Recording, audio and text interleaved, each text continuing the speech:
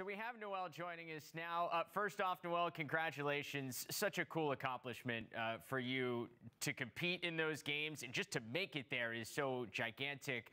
Throughout this whole run, getting to the Paralympics, when did it really sink in that you were going to be representing Team USA?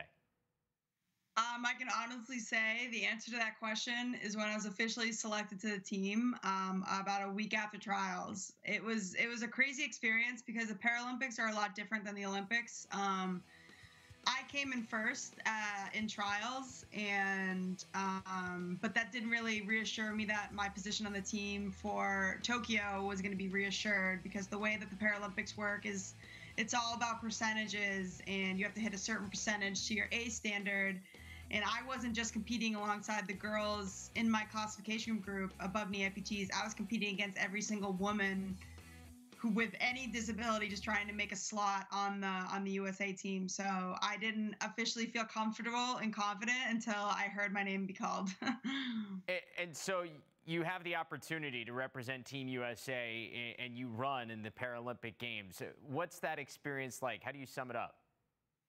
I've been saying that, just to be able to represent my country and to compete alongside the best in the world, that was always just a gold medal in itself. I knew that it was going to be very difficult for me to show up there and to medal, because I'm running alongside these girls who've been competing for 5 to 10 years, and I've only been doing track, the sport itself, for 2 years. So I just knew that I wanted to get selected to the team, and I wanted to go out there and PR and hit a new American record. That's kind of the goals that I set for myself, and luckily I was able to do that. But I mean, just the experience and getting to be known as one of the top athletes in the United States and in the world is definitely an accomplishment and something that I am proud of. You mentioned you do set the new American record in the 100-meter for your classification, and you run a sub-16, which I don't think you had done before previous. What went right for you? Did you just peak at the right time? How were you able to do that? I mean, it's crazy because I've been trying to get into the sub-16s for this entire season, because I've done it in practice, but it's just all about doing it at the right moment. And I just think being in that moment, having the adrenaline kicking in and everything, I think that definitely helped. And getting to kind of chase all the people that are a lot faster than me, that absolutely helped. That was just my sole purpose and goal for that final, was to try to get into the 15s. I didn't care how I did it.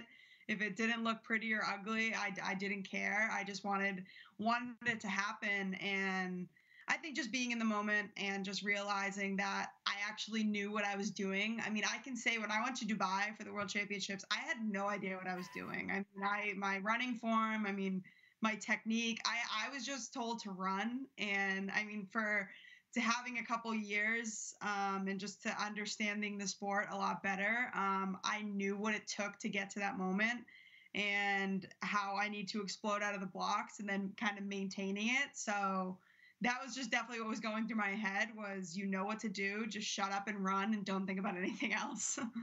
How do you relate running to being part of the lacrosse team and something that obviously you excelled at a younger age? Like, how do you compare the two sports, and what has drawn you now to running?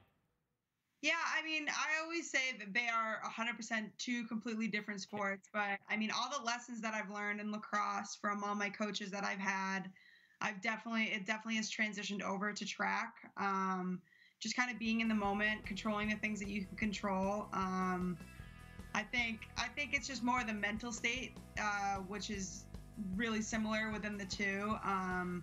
But it does make me think when I'm on the line about to run. I mean, it really is all on me. I don't have a team to kind of rely on and kind of hope if I'm in a funk that they can pick me up. It's literally comes down to one race. So that's really what is different about it. But I definitely think training alongside people with two legs for a couple years definitely prepared me for where I'm at now, and the lessons that I've learned of them just treating me like everybody else, not treating me like I was disabled, is 100% why I've been able to kind of get the disability portion out of like thinking that I'm disabled out of my head. I never think that I'm disabled. And I always say that I am in the best shape of my life, even with two legs. And it's crazy because I actually just I appreciate sport, just the sport so much more now. And I understand that it really does take work to get to where you need to be. And I mean, the type of athlete I was before my accident, I hated putting in an extra work, hated being at practice. I just wanted to play in the games, and now I actually appreciate going to practice, and I actually look forward to it because, I mean, especially when I was in Tokyo, I got to work with, I mean, getting to go to Tokyo, my coach couldn't actually go because of COVID, but Team USA always does a great job at bringing the best coaches in the world to help kind of get us to where we need to be. So I kind of got to work with a new coach with a different perspective for 2 whole weeks. And that 100% helped me into getting to where I was able to get into the sub-16s, just because hearing his wisdom and everything, it really made me understand it a lot more. I mean, my coach back home is really old school and doesn't believe in videotaping or anything like that, which is 100% fine, but I'm actually a visual learner. So the coach I was working with in Tokyo, he would videotape me, and I would just really understand the movements and the steps that needed to happen. That's really cool, and it's a pretty incredible perspective, and something I think is important for a lot of young athletes to know. Like, if it gets taken away, like, you're going to regret the work you didn't have a chance to put in before. Off of the track, being around all these other incredible athletes, what was the coolest part of the experience? I mean, I think one of the coolest things is just being in that atmosphere. I mean, you look around and everybody has a disability, and it's not just me kind of being in that lonesome self thinking I'm the only one with a prosthetic. This is weird. I don't want people staring at me. But you go into an environment like that, and someone's going through something, and someone has something like a disability or something. So it was just really cool. And getting to kind of talk to people. I mean, it was definitely really difficult to kind of communicate with people who were from other countries, but that just made it that much more fun. Another cool thing was all the workers from Tokyo are amazing, and so sweet and so nice. They literally bow at you, and it was just very refreshing being from America and then going to Tokyo, and everybody is super nice. I mean, I knew when I landed in the United States, I was going through security again, and you got TSA screaming at you, and then I'm just thinking, yep, you're back in the United States when you have people yelling at you. But I mean, just being in that environment, and just having like the workers from Tokyo literally thinking that you guys are gods. I mean, that was just something I wasn't used to. But it just comes to show that when you go to something like this, and I'm sure it's the same for the Olympics, I mean, everybody just appreciates each other because everyone knows the work that it took to get there, and everyone knows that you're really there at the highest level, and you have to appreciate it. And I mean, there was no bad blood between any of me and my competitors. I mean, I look up to every single one of them, and just getting to kind of talk to them and see them on the practice track. And it was really cool because one of the Italians and I actually discussed switching jerseys, but we actually never got around to it because she actually won bronze, so she was really busy in that moment, so I let her have it. But I mean, just having that kind of relationship with my competitors and everything, I mean, it really just comes to show that everybody really does appreciate each other. Yeah, it's unbelievable. It's such a cool thing, when especially what sports can do on a global stage and bringing people together. I mean, it's what we appreciate about the Olympics and, of course, the Paralympics as well. Exactly, yes. Before we let you go, now that you are a Paralympian, what does this mean for the Born to Run Foundation? Obviously, you've been busy getting ready, but I know you have had a lot of things in the works. What's next for Born to Run?